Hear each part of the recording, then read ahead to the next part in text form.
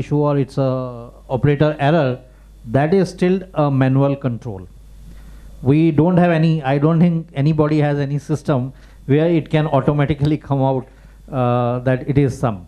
We tried something at when I was General Motor, that putting these codes 1, 2, 3, 4, that 1 you press, it is this, 2 you press, but still it doesn't give you that kind of efficiency. So that is what I was referring when I was talking earlier, the pain areas. That is one point. On the success stories, it is quite similar to what Mr. Sharma was saying, because we follow WCM, which is world class manufacturing, similar to system like a TPS or GMS of General Motors, lean management systems. So there are a lot of improvements done through small kaizens, and what Mr. Sharma was suggesting, it is same. We call it as Yamajumi, which is the line balancing concept. So you take out the non-value added work by doing certain improvements in the line, creating a golden zone, which we call as that every material, every tool is in front within 45 meter of 45 degree angle of a operator, so that he doesn't have to move around. So that's for that we provide small automations to him. The trolley comes in front of him, or the kitting trolley comes in front of him, changeover trolley, so that everything is in 45 degree radius of him, and he doesn't have to move. So the NVA get reduced. There will be still some NVA. You can't reach 100% efficiency, but you can reduce that to 10-15% of the total time. So that is which we have done. We also had one of the major successes in terms of achieving OEE on the CNC machines. Our OEE in present is around 92%, which is probably one of the best in the industry. For that, we have a concept of what we call as autonomous maintenance and professional maintenance. In that also, we have done a lot of automation. We have taken technology like the breakdowns or the anything.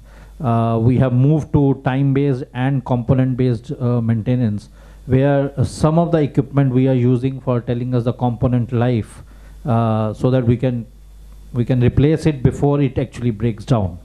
So for those we have done some kind of automation, or we have used some instrumentation for that activity. So those are the areas which I think we have done good work, but definitely there is a long way to go. So we're looking forward to further more automation and use of technology to improve the efficiency. Absolutely. Thank you. Thanks for that experience sharing. Now my last question, and we'll start with Mr. Kadam from this side on my right, is data-driven decision making, using this data which is available on the plant and using it to take decisions, predictive analytics. In your organization, what are your investment plans in terms of implementing predictive analytics in the near and medium term future? Yeah, so we will be investing in we are investing in the system called MES actually.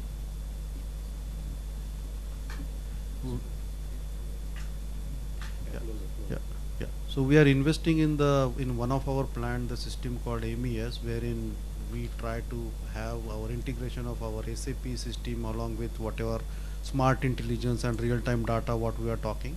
So that is the first step that we have taking up in 2016, and after that there would be based on this overall experience, we will take the further decisions actually on that. So that is the key, because as I mentioned that the issues like inventory differences and the errors and all these things, we want to have this smart shop floor, and we want to eliminate that, and we want to go towards having zero kind of inventory differences or quality issues as well. So from that point of view, it would be important for us to do this investment and come out with very smart manufacturing for all these our bulk sealants and chemicals. Yeah. We do not have any such plan like investment, but our company is very clear. We do products only where we get that much GC, and we invest where ROI is to a particular level. So, but it will be done in phase manner because we have got so many units spread across the country. But definitely we will be starting, and if any such proposal comes, integrated solution, and with guaranteed this thing, so our company is always willing to do. And we have tried also in between so many things we are doing, TPM, lean and all that thing. But there is nothing like, we are not hesitant in investing. But it has to be as a profit business, it has to be done that way. The management is very clear. Yeah, we have a certain investment plan for this integration of total system, right from marketing to the manufacturing. Actually, we have the units at different locations, and to integrate that particular all sort of the SKUs manufacturing, and it is to link with the SAP systems and everything that, and to the total the automation in this the injection molding. That particular investment we are planning for. See, we are kind of a cash-rich company, so we never prepare annual capex, but we are open to any investment which can give us return and can improve the shop floor health. Yeah. We don't have any specific investment plan for any improvement in soft floor as such, but as been rightly said by other partners, that if anything comes up which is definitely going to increase my ROI, we are open for that. Same here, sir. Our company also believes in the ROI approach, and one area where we are having issues is on OEE. We have a real-time OEE. Again, like everyone said, it's heavily operator and supervisor dependent, and we have displays on the shop floor which tell us the OEE of any machine on real-time basis. And this has been possible only because of the very good ERP system implemented in the company. We have Bahn, it's a German ERP, and it's implemented very well. But the only, if there is an improvement in this of decision making and data entry, then our company would be interested. Otherwise, if there are any other productivity solutions, like I was talking of robotics and machines and all that, so there also our company would be interested. When your option will be available, we'll go for that. In our company, SAP is already getting implemented, and from 1st November, 100% implementation is planned for all the models.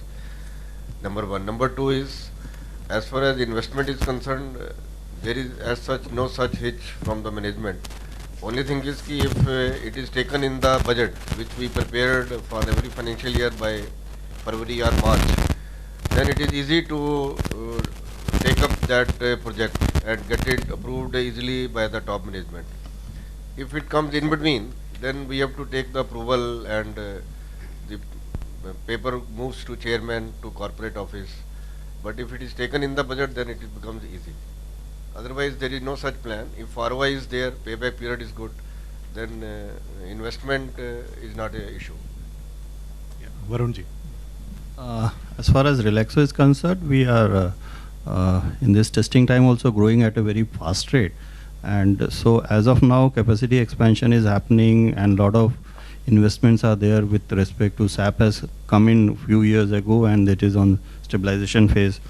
We are looking for some planning tools which is already under testing. So as easy as said, ki since we are expanding, so we are always open towards something new, which obviously has to be a cost effective solution and which should help the business to move forward, since we are expanding at a very, very fast rate. And though like every other industry, we do have capex plans, but if something innovative comes in between, we definitely take a call and then move forward on that.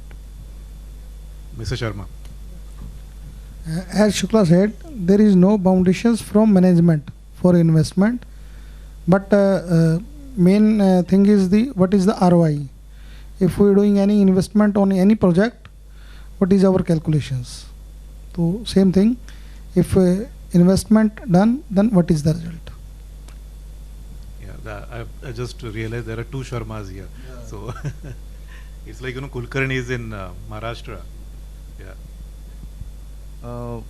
For our case, for us this year is the year for data warehousing, because our group has over 148 plants across the globe using SAP, QAD, Oracle, various ERP systems. So for us, the first step is the data consolidations. So we are working on data warehouse project, because to do predictive analysis, we need to know the historical data. Only this we can build up those particular formulas and those particular algorithms. Yes, it is in pipeline. We have investments plans for this, and we will look forward. I'm not too sure how this will become an ROI, because at this cannot be related to an ROI systems. But yeah, we have plans. Yes. I have visited your Ranjangaon plant, by the way. Yes. And it's one of the most modern in terms of the consumer durable industry. Yeah.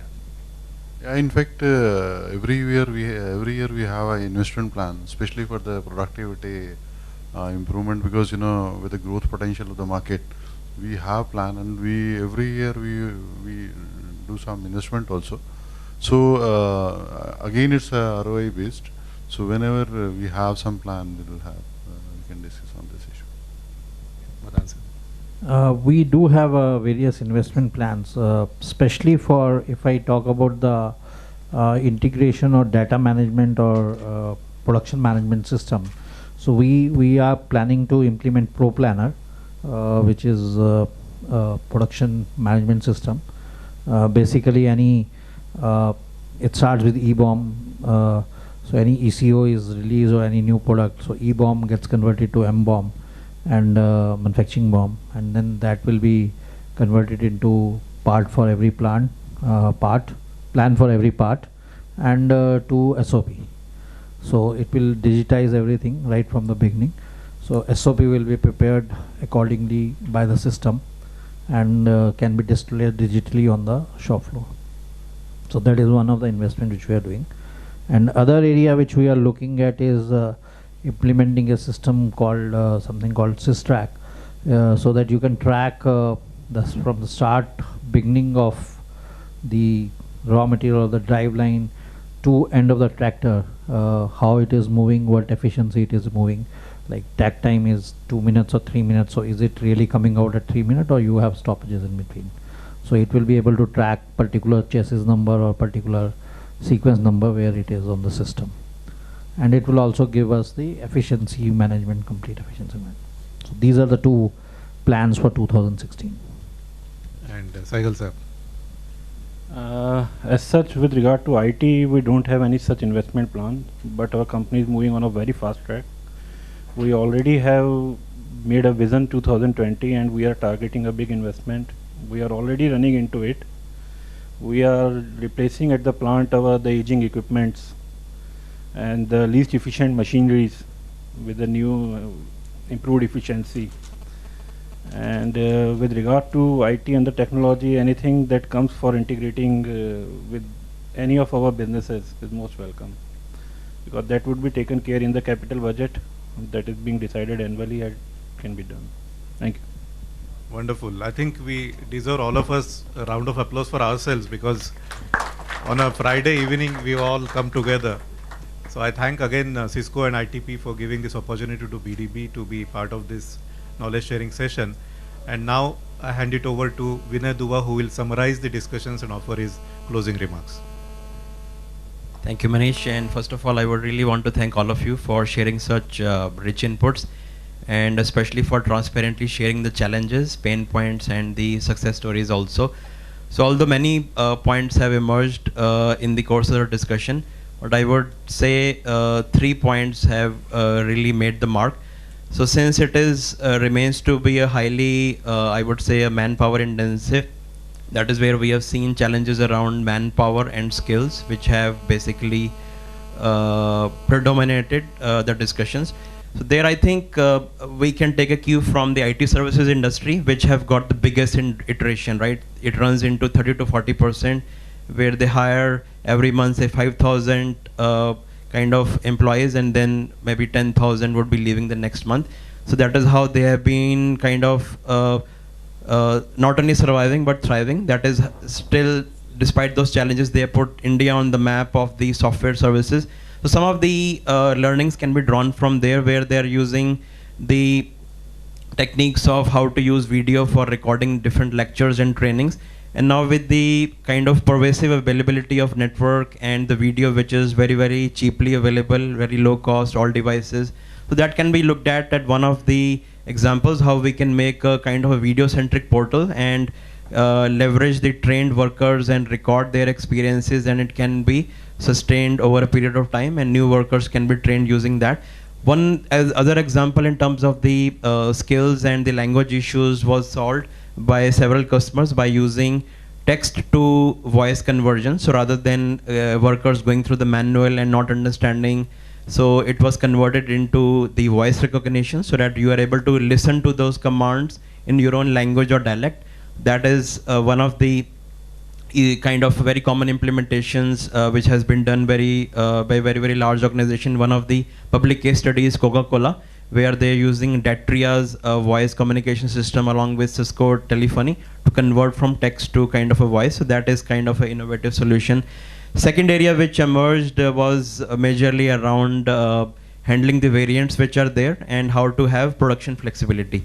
So that obviously all of you would be aware that can be achieved with the help of automation. But obviously one big thing and advantage today we have is the availability of commercially off-the-shelf equipment for building a converged network based on open standards. So there is gone are the days of proprietary network of serial and all those things where it was difficult. So now with the advent of open standards and convergence of the IT and the OT, that is where many companies have implemented those systems where they have been able to achieve extreme levels of flexibility in the production. So that is, again, obviously you are aware of that, but it has become easier and cost effective to do so. Last but not the least, but I would say the most important thing which has emerged is around visibility of the systems, because that is where all of us are wanting to eliminate the role of the manpower, their colored and biased inputs, which would happen even today, even if in a very modern plant.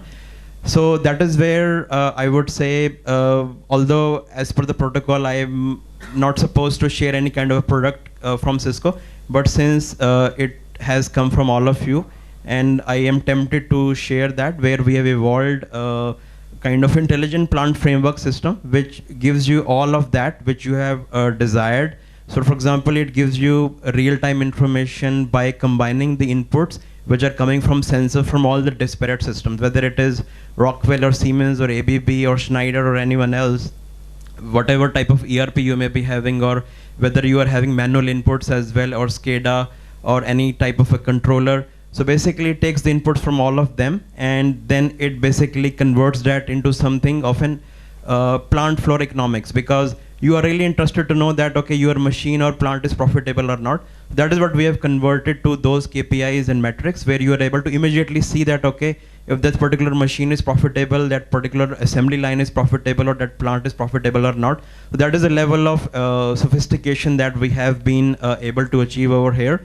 And the way we are able to achieve it, because I would say that network has an unfair advantage, because just like air and water are able to reach everywhere, so network also is able to reach everywhere these days.